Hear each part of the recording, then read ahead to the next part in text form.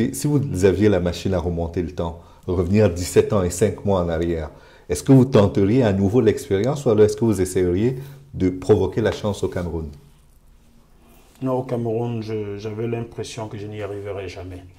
J'étais un enfant issu de quartier ultra populaire, Mvokada. Je suis un enfant Meneman Mvokada Fantasitron. Ça, c'était difficile. J'étais un enfant orphelin depuis l'âge de 13 ans avec une maman qui n'avait pas de moyens. De 3, je suis Bamileke. Bamileke, vous savez ce que c'est? Vous pouvez faire du commerce, mais le jour où vous avez C'est un handicap? Être Bamileke au Cameroun, je ne vous apprends rien. Vous voyez comment un candidat aux élections présidentielles est durement attaqué ces derniers temps, uniquement parce qu'il est Bamileke. Mais vous en avez également de Bamileke qui sont en prison parce qu'ils ont travaillé avec le régime. Oui, j'en sais. Mais faites le ratio, vous comprendrez qu'il y a peu de Bamileke emprisonnés que d'autres personnes que je ne citerai pas. Hein? Ils n'auraient même jamais dû bosser à le régime. Moi, j'ai toujours refusé de bosser à le régime. J'aime refuser de m'engager dans la gendarmerie. Il y a de cela 29 ans. Mais vous comprenez donc que votre petit frère a eu le même raisonnement en partant du Cameroun? Mon petit frère a eu le même raisonnement. Je m'en doute. C'est la raison pour laquelle j'ai écrit « Ils ont vendu mon frère ». Je ne l'ai pas vu. Je ne sais pas quel a été son parcours, mais j'essaie de deviner ce qu'il pensait. Oui, je peux le comprendre, mais il y a quelque chose que je refuse de comprendre. Il avait un métier dans les mains. J'ai tout fait pour qu'il ait un métier. En avril 2008, je lui avais demandé « Que veux-tu faire comme métier ?» Il m'avait dit « Je veux être mécanicien. » Je lui ai dit « Ok, quitte à être mécanicien, tu devras apprendre dans le meilleur garage du Cameroun. » Et j'étais allé à Tag Automobile au Carrefour Iptec, pour ceux qui connaissent. À Yaoundé? Oui, à Yaoundé. Ce garage a dépanné les véhicules de la présidence de la République. Donc, c'est vraiment, c'était le haut standing. J'y suis allé, on m'a dit, le niveau requis pour entrer ici, c'est bac. Je leur ai dit, mon petit frère n'a même pas de BEPC, mais je veux qu'il apprenne chez vous. Et je me suis mis hors la loi. Je suis devenu corrupteur pour qu'on recrute mon petit frère là-bas. J'ai mis beaucoup d'argent. Je ne vais pas vous dire combien, mais beaucoup d'argent, des millions, pour qu'on le prenne là-bas et qu'on le forme. Alors on l'a formé, il s'est dépanné des grosses cylindrées avec ses métiers en main, dans un pays où tous les jeunes n'apprennent plus un métier, mais sont sur les benchikins, comme si c'était un métier. Mon petit frère avait un vrai métier. Ce sont les mototaxis, les benchikins. Les mototaxis, oui. Donc mon petit frère avait un vrai métier en main, aurait pu en vivre. Je peux donc, cet aspect-là, je ne comprends pas pourquoi il a absolument voulu partir alors qu'il a un vrai métier en main. Mais comme vous le disiez tout à l'heure, c'est qu'au Cameroun, il n'y a pas de perspective pour lui. Et facteur aggravant, je reprends vos termes, il est Bamileke.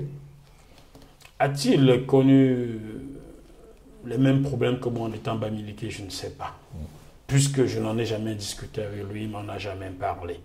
Moi, je peux le dire aujourd'hui, au risque de me faire tirer dessus, oui, parce que Bamileke, j'ai été discriminé au Cameroun depuis l'école primaire. Aller à l'école Notre-Dame des Victoires de Nkoloé, regardez les fichiers, regardez les bulletins.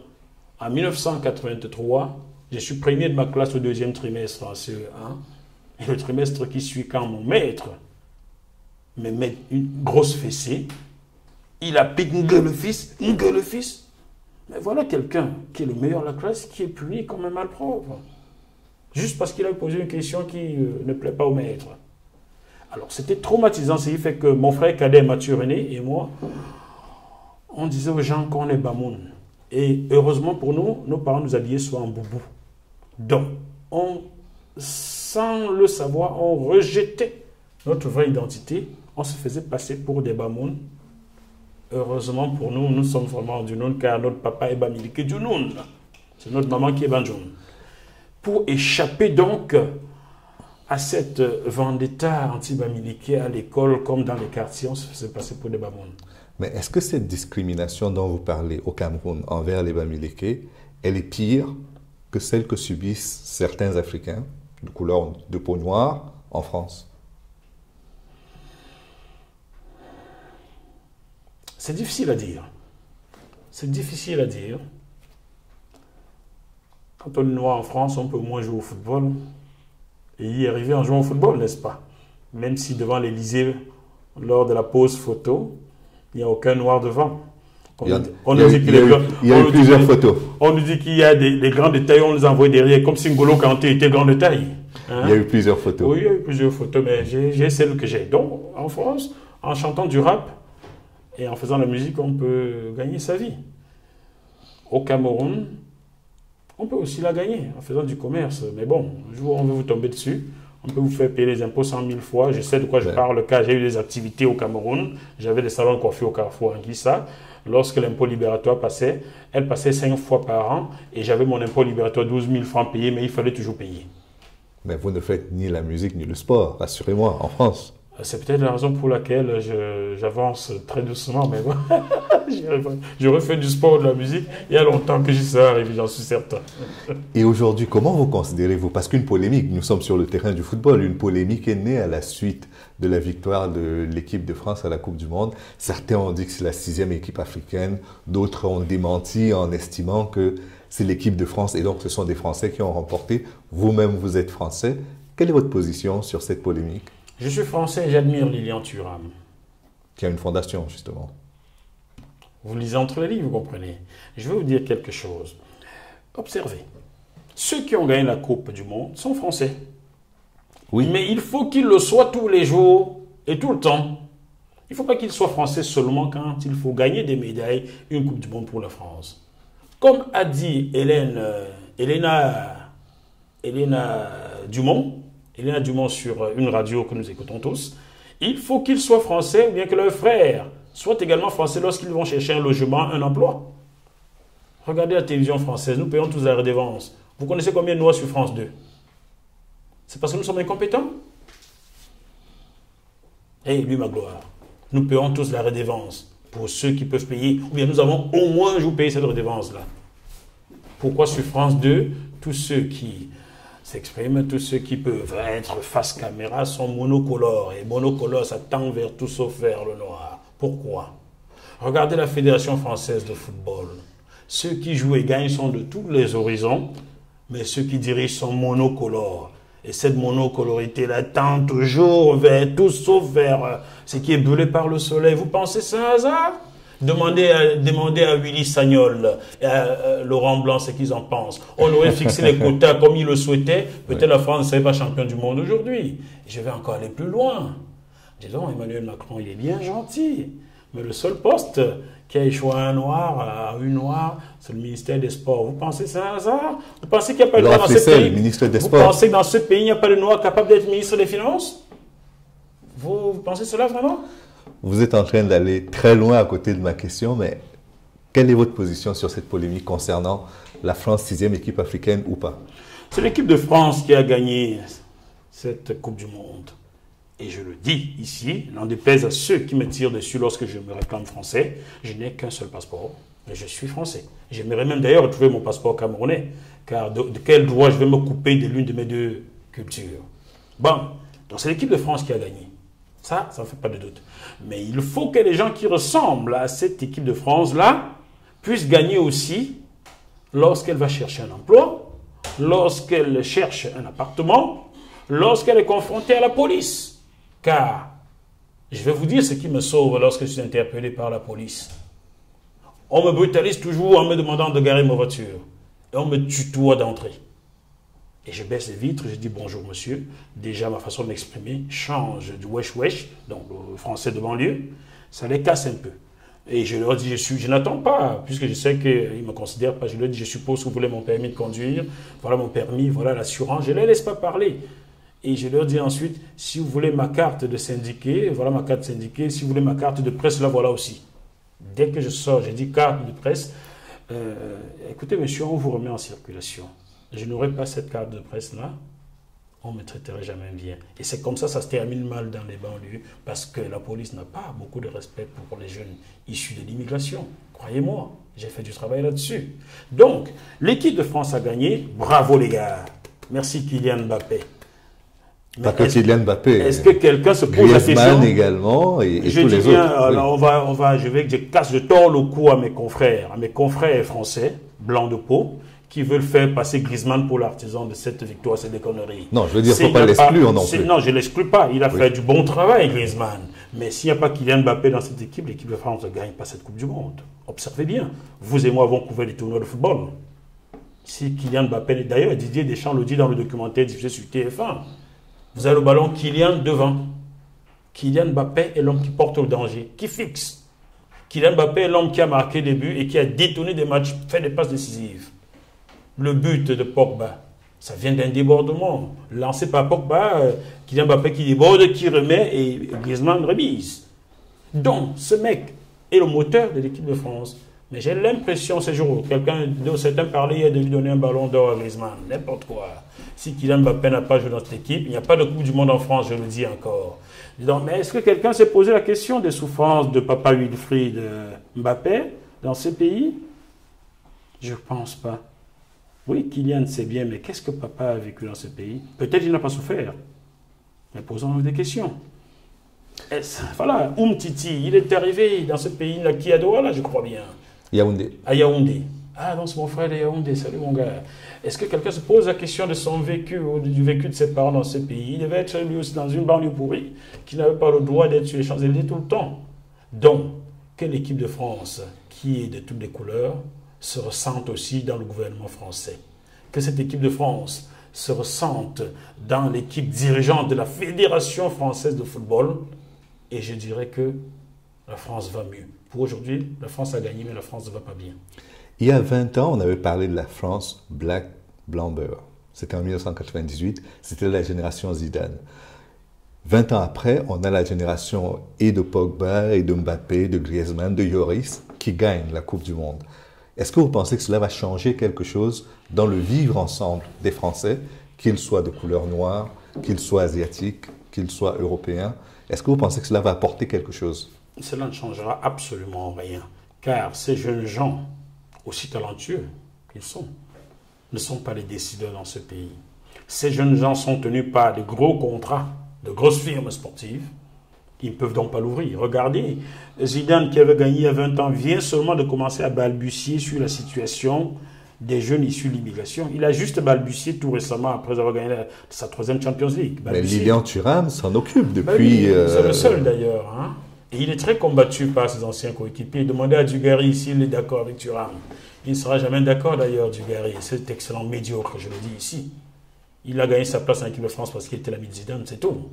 Alors quand je l'entends parler, j'ai envie parfois de lui dire « Monsieur Dugarry, taisez-vous ». Donc, Lilian Thuram, il est bien seul là-dedans. Qui d'autre? Qui avez-vous vu dans cette équipe 98 qui soutient fermement Lilian Thuram? Donc ça ne changera rien. Ça ne changera rien. Noir restera noir, comme chantait quelqu'un dans ce pays. D'ailleurs, j'ai une chanson, j'ai écrit là-dessus. Noir, c'est vraiment noir, pour répondre à quelqu'un. J'espère vous l'interpréter un jour. Très bien. Ça fait que peut-être qu'en allant dans la chanson, vous aurez plus de succès que dans le journalisme ou... Mais il faut dire que j'étais déjà chanteur avant de devenir journaliste. Je sais. Voilà, donc je vais peut-être revenir à mes amours un jour, comme César et Ivora, à 50 ans. Je reprendrai le micro, cette fois-ci pas pour bavarder, mais pour chanter et faire passer des messages dans la chanson. Si on veut bien les faire passer en France, car n'oubliez pas que je n'ai pas vu Tiken Jafakoli sur une chaîne de télévision française. Depuis qu'au Victoire de la musique, il avait demandé à l'armée française de quitter la Côte d'Ivoire. Je pense qu'il est définitivement blacklisté, le pauvre. Voilà. Aujourd'hui, nous avons beaucoup parlé des différentes polémiques. Projetons-nous dans l'avenir. Vous avez cité le rapport de l'Institut Montaigne qui devrait aujourd'hui servir de boussole en quelque sorte dans les relations entre l'Afrique et la France. C'est du moins ce que vous souhaitez. Qu'est-ce qui pourrait changer aujourd'hui entre la France et les pays africains qui faisaient partie de son ancien précaré pour que cette migration tarisse? Je vais faire de la politique pour les nuls et pour les enfants. Lumagro Kemayou, vous avez ce verre d'eau. Un enfant qui a 2 ans boirait cette quantité d'eau, sa satiété serait satisfaite. Mais celui qui a 10 ans, cette quantité ne lui suffit pas. Il faut en boire un verre, voire un verre et demi. À 15 ans, c'est un peu plus. 18 ans, toujours plus. Hier, il y avait au Cameroun 4 millions d'habitants. Il y avait au Gabon 300 000. La ration qu'on leur avait donnée à l'époque, dans ce traité signé entre la France et la France, je dis bien... La France et l'Afrique. Non, signé entre la France et la France. Oui. Vous me posez la question dessus, je vous expliquerai. Alors, dans ce traité-là, on leur accordait ceci de ration. Il y avait 4 millions de personnes au Cameroun, je schématise, et 300 000 au Gabon. Aujourd'hui, 50 ans après, ils ont la même ration, mais au Gabon, ils sont bientôt 2 millions. Au Cameroun, ils sont éternellement 23 millions depuis 20 ans, alors qu'on n'avait même pas compté ma grand-mère à l'époque. Alors, on ne peut pas remettre la ration de 5 personnes à 15 personnes. Ça ne suffit plus. Pourquoi vous parlez de ration? Pardon? Pourquoi parlez-vous de ration? Les traités signés entre la France et la France, c'est une ration. Car dans votre budget, vous y mettez quoi? Les revenus du pétrole, les revenus de ça, de ça, de ça. Qui a fixé ces prix-là? Ce n'est pas vous, vous n'avez rien fixé du tout. C'est le colonisateur qui a fixé ces prix-là. Il faut qu'à un certain moment qu'on comprenne que si 10 personnes pouvaient vivre avec 100 francs, aujourd'hui on a 100 personnes, il faut 1000 francs. Il faut donc revoir ces traités-là. C'est ce que je dis dans ce livre. Après avoir discuté avec Michel Roussin, j'avais sollicité parler à Vincent Bolloré. Je pense que c'était le vendredi 8 juillet 2005. Et vous racontez avec quel talent il vous dit qu'il sait. Il m'a tapoté l'épaule, oui. Vincent Bolloré, je le dis, Vincent, le grand Vincent Bolloré, il m'a tapoté cette épaule en me disant, je sais que vous voulez me voir, mais laissez-moi un peu de temps. Je l'attends toujours comme les chrétiens attendent Jésus. Mais il aurait gagné en m'écoutant à l'époque. Il aurait pu éviter ce qui lui arrive aujourd'hui, Vincent Bolloré. Donc, il a même fui la discussion avec moi, je le dis. Si M. Bolloré vient tenter un procès contre moi, je serais très heureux d'aller au tribunal avec lui. Je n'aurais même pas besoin d'avocat. Je n'aurais pas besoin. Il faudrait qu'il explique comment ces trains tuent des gens au Cameroun. Il faudrait qu'il explique certaines choses, M. Vincent Bolloré. La justice va prendre son temps en France, mais bon, on pourrait bien aider la justice si elle nous sollicite. Hein, d'accord? Donc, j'explique dans ce livre que depuis plusieurs années, j'interpelle certains hommes politiques français, je leur dis, revoyez ces traités-là. La France-Afrique peut être faite autrement. Il suffit que la France, aujourd'hui, propose de nouveaux accords à ses anciennes colonies, applique le rapport que l'Institut Montaigne lui a remis, et tout pourrait aller mieux. Je suis conscient aujourd'hui qu'on ne peut pas partager équitablement ces richesses-là entre la France et le Cameroun, par exemple. En France, nous sommes 67 millions, peut-être même 70, car il y a les sans-papiers. Je ne comprends pas pourquoi ils sont sans-papiers. Déjà, pas bon. On me dira, tu es gauchiste, on s'en fout, peu importe. Alors, pourtant, tu n'es pas de gauche, hein? Je ne suis pas de gauche, je vais me le dire ici. J'ai été à un certain moment frappé, quand j'ai été frappé par le deuil, j'ai perdu ma première épouse il y a 10 ans. J'ai culpabilisé, je revenais de la CAN au Ghana pour Vox Africa. J'ai culpabilisé en me disant, si j'avais été là, j'aurais peut-être détecté quelque chose. Donc, j'ai arrêté le journalisme, je me suis engagé auprès de Nicolas Sarkozy. J'ai même été élu interne dans ce département, les Hauts-de-Seine. Donc, je ne suis pas du tout de gauche. Mais qu'est-ce que ça signifie gauche et droite dans ce pays? Rien du tout. Donc, je propose que la France propose de nouveaux accords à ces pays-là. Et pourquoi ces pays ne pourraient pas proposer de nouveaux accords à la France? Vous en connaissez beaucoup de courageux là-bas. Il y a eu Laurent Gbagbo, vous savez où il est aujourd'hui? Laurent Gbagbo, que j'avais rencontré le même jour que vous d'ailleurs. Vous êtes les deux personnes là, que j'ai rencontrées le même jour, avec qui je suis resté en contact. Laurent Gbagbo, je l'ai rencontré le samedi 8 juillet 2007 à Lisbonne. Vous étiez là avec moi. J'ai été un peu filou pendant quand Nicolas Sarkozy les avait réunis dans une pièce. Nous sommes restés en zone de presse, mais j'étais quelqu'un qui aimait fouiner. Bon, quand on est investigateur, on veut tout savoir. Je voulais savoir ce qui se passe dans cette pièce-là. Donc j'ai trouvé le moyen de jongler le service de sécurité pour être proche. Quand Laurent Gbagbo, quand Abdoulaye Wade claque la porte au nez de Nicolas Sarkozy et Laurent Gbagbo le suit, je lui dis, mais Président, comment ça va? Son protocole arrive, non, laissez-moi parler avec le petit. Comment ça va mon petit? Il me prend à part pour m'expliquer ce qui se jouait là-bas dedans. Je pense que Laurent Gbagbo fut le dernier courageux parmi les chefs d'État noirs. Hein? Il a claqué la porte au nez de Nicolas Sarkozy qui parlait d'ACP ce jour-là. Aujourd'hui, les accords de coopération... Le Cameroun est le seul pays qui a ratifié ces accords-là. En Afrique centrale. En Afrique centrale. Comment est-ce que le Cameroun, représenté à l'époque par Inoni Ifrem, Premier ministre, a pu ratifier des accords qui le desservent plutôt? Donc, vous voulez que ces pays d'Afrique proposent des accords, mais il n'y a pas de courageux dans ces pays-là. Je vais dire les choses autrement. Si vous étiez à la place des dirigeants africains, qu'est-ce que vous proposeriez pour renouveler les rapports entre la France et les pays africains? Parce que ce n'est pas tous les pays africains qui sont concernés. Et les pays africains. Certains pays africains. Oui. J'aimerais bien être à cette place, croyez-moi que les choses ne se passeraient pas de la même façon, car pour sortir un seul sou un seul sou du trésor public de mon pays et aller le mettre dans un autre pays, il faudrait se tenir debout et bien droit. Donc il faut déjà commencer par faire le ménage autour de soi. Hein, se montrer assez propre avant de proposer quoi que ce soit. Donc en gros sortir du franc CFA. Non, je n'ai pas dit cela. On peut encore, je ne dis pas que le franc CFA est bon, loin de là. On peut encore rester dans le franc CFA, mais assainir d'abord l'économie, assainir d'abord la façon de gouverner, hein, le rendre un peu plus vertueux avant de proposer de nouveaux accords. Vous allez proposer de nouveaux accords aujourd'hui. Vous n'arrivez même déjà pas à gérer le peu que vous avez. Vous avez vu dans quel état est Yaoundé aujourd'hui? Quand la moindre goutte d'eau tombe, c'est toute la ville qui est inondée. Vous l'avez vu? Moi, j'ai nagé dans cette eau-là quand j'étais au CETI dans Boakele, au niveau de la voirie municipale, quand il y avait une goutte d'eau, c'était inondé. Certains d'entre nous ont péri là-dedans. Moi, j'ai nagé là-dedans pour rentrer à la maison le soir. Disons, ça c'était en 1987-88. 30 ans après, ça s'est aggravé. Y a-t-il quelqu'un? On va dire que je suis anti-BIA, je ne suis pas anti-BIA du tout. Monsieur le Président, d'ailleurs, je souhaiterais vous rencontrer. J'ai des questions à vous poser. 30 ans après, la situation s'est empirée. Mais vous n'êtes pas électeur, vous le rencontrerez dans quel cadre? En tant que journaliste et en tant qu'enfant du Cameroun. D'accord? Pourquoi est-ce que, monsieur Biya, vous êtes à ce point-là inaccessible? Vous et moi avons rencontré des chefs d'État en exercice, ça et là, en tant que journaliste. Pourquoi rencontrer M. Biya aussi compliqué? D'ailleurs, j'ai reçu Eric Chindjé ces jours-ci qui m'expliquait oui, j'ai regardé. Qui m'expliquait comment il parlait librement à M. Biya, mais autour de M. Biya, il y avait des gens qui torpillaient pas mal de choses. Vous l'avez regardé. C'est vrai qu'il faut aller sur GMTV+, pour regarder cette interview parce que pour voir cette interview avec je l'ai effectivement regardé. C'est vrai que le témoignage, il est édifiant. Il est très édifiant. Monsieur Biya, nous souhaiterions, je suis sûr que vous aussi vous souhaiteriez lui parler. Si vous disiez à monsieur Luc que venez me parler, vous ne refuseriez pas. Il n'y a pas de raison que je refuse. Tout le monde veut, je suis poli. Tout le monde veut que le Cameroun avance.